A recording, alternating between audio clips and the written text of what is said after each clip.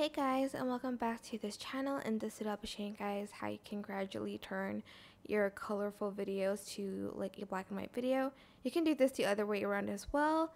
So just go to adjustments and add in a keyframe in adjustments, and then to slowly turn it black and white you're just going to lower the saturation. You can also adjust the brightness here, so just do it for everything, but turn down the saturation. You can also adjust the brightness here and the contrast as well. As you can see, it turns to this black and white color. You can also do it from black and white to color. Just do it the other way around. So you're going to want to turn down the saturation here, and then here you're going to turn it up like so. That is basically it. I hope this tutorial was helpful for you guys. Don't forget to like, comment, share, and also subscribe to this channel if you haven't done that already. If you have any questions, just leave it in the comment section down below, and I will try my best to answer them all for you guys.